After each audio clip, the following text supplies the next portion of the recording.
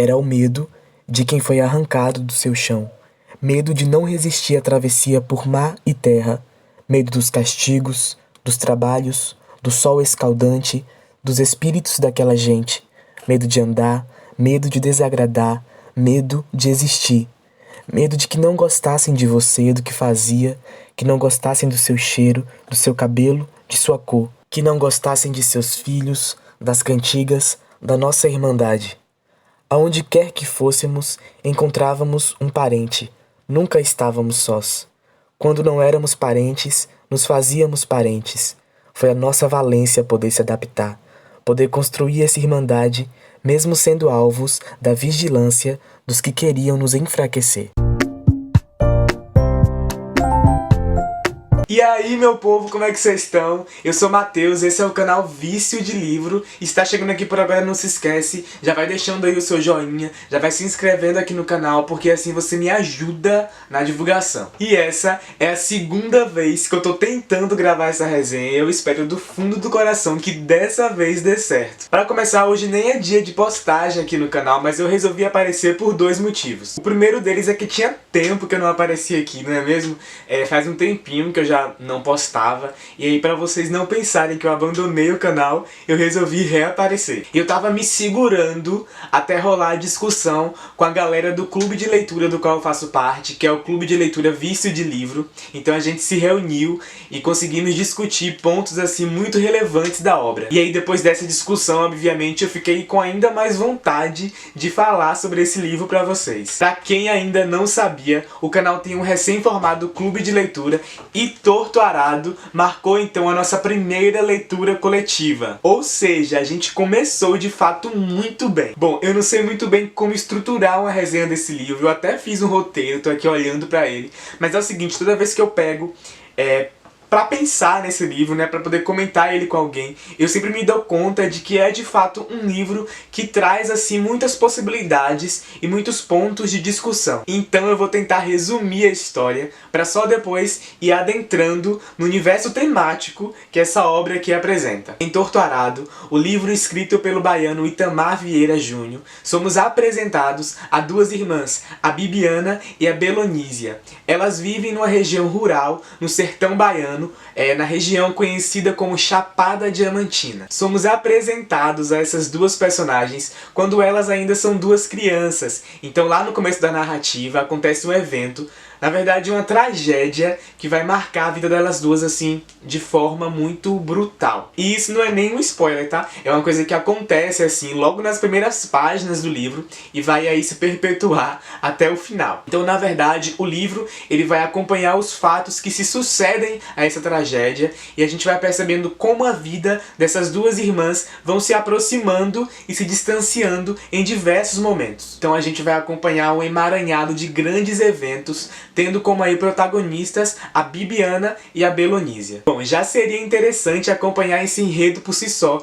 mas acontece que o Itamar, ele explora uma série de temáticas e questões sociais no livro. Somos apresentados, por exemplo, a um retrato de um Brasil quase desconhecido, um Brasil assim estritamente rural. Sim, porque essa história ela vai se passar no interior de uma fazenda chamada Água Negra. E ali a gente vai percebendo a problemática, por exemplo, da questão do trabalho, da relação do trabalho, né, entre o senhor e as pessoas que trabalham ali naquela fazenda. Que é o caso, por exemplo, da família de Bibiana e de Belonísia. Os trabalhadores dessa fazenda, eles trabalham na terra e não têm direito a nada mais por isso. Ou seja, eles não recebem assim nenhum tipo de ordenado, de salário, nadinha. Tudo que o dono da fazenda lhes concede é um pedacinho de terra onde ali eles podem plantar, né, e colher e viver disso. E eles não podiam, assim, em nenhuma hipótese levantar, né, construir casas de tijolo.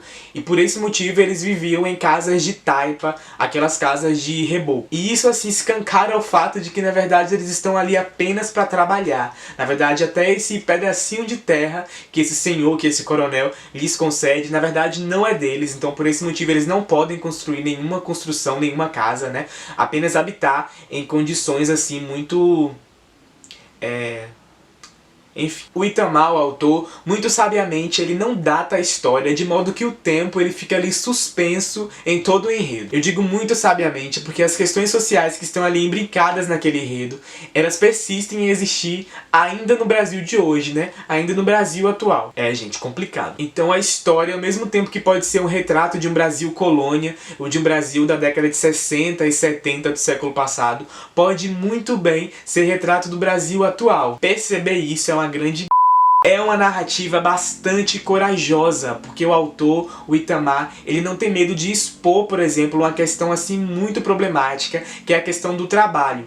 Porque acreditem, até hoje, no nosso país, existem lugares e regiões que ainda expõem pessoas a trabalhos, né, análogos ao regime escravocrata. Um Brasil que libertou o povo negro, mas que não lhes concedeu nenhum direito à dignidade. Um Brasil que ainda segue explorando essas pessoas de diversas formas. A história ainda toca numa infinidade de outras questões, de outras temáticas, como por exemplo, a relação com a terra, do corpo com a terra, né? O machismo, a violência doméstica, o direito à educação e outro tema que é bastante interessante e relevante, que é o poder feminino e o protagonismo das mulheres, né, nessas regiões. A história ela é dividida em 3 partes: Fio de Corte, Torto Arado e Rio de Sangue, e cada uma dessas partes é narrada por uma personagem feminina, por uma mulher. Então temos a visão das 2 irmãs, a Bibiana e a Belonísia, e temos também a visão de uma personagem, que é a parte final assim do livro, que me surpreendeu muito. Bom, obviamente não vou dar spoiler pra vocês, mas é uma coisa que quando eu comecei a ler eu fiquei assim, tipo...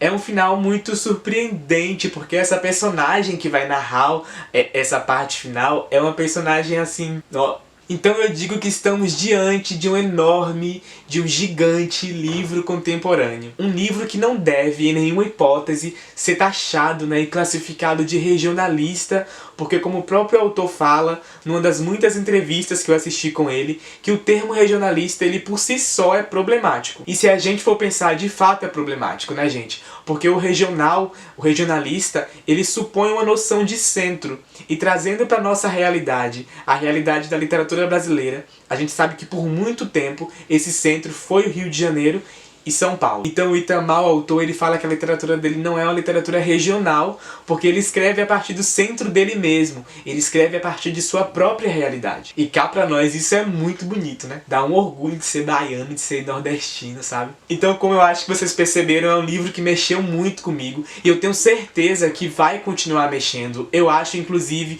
que a gente por muito tempo vai ouvir falar de Torto Arado, porque na verdade é um fenômeno, né? Tá todo mundo comentando e lendo esse livro, e eu acho que as pessoas devem ler mesmo, porque é muito, muito bom. Eu vi ainda que o Itamar está prestes a lançar um novo livro, dessa vez um livro de contos, e assim, quando sair eu com certeza vou querer comprar, vou querer ler, porque a escrita dele, além de tudo, é assim, misericórdia, é muito boa. É uma escrita poética, mas que não morre ali no lirismo, sabe? É uma escrita que nos envolve desde o começo até o final. Bom, gente, eu fico por aqui. Eu espero que vocês tenham gostado dessa resenha. Eu espero que eu tenha passado um pouco desse amor que eu tô sentindo aqui por esse livro, um pouco da minha experiência, né? Muito boa com essa leitura aqui. Se você não leu ainda, fica aqui a minha indicação. Eu acho que você vai adorar. Como eu falei, é um livro que aborda diversas temáticas, né? Diversas questões. E se você leu, me conta aqui embaixo nos comentários qual foi a parte que você mais gostou, qual foi o ponto que você achou mais interessante, porque eu vou adorar saber sua opinião. Eu adoro conversar sobre esse livro aqui. Gente, então eu fico por aqui. Muito obrigado pela atenção de vocês novamente. Se vocês chegaram aqui até o final, muito obrigado. É muito importante que vocês assistam o vídeo até o final, né? Se não se inscreveu, aproveita para se inscrever, curtir, comentar, compartilhar com as pessoas, tá bom? Vou ficar muito feliz com isso. E a gente fica por aqui e se encontra no próximo vídeo. Um beijo!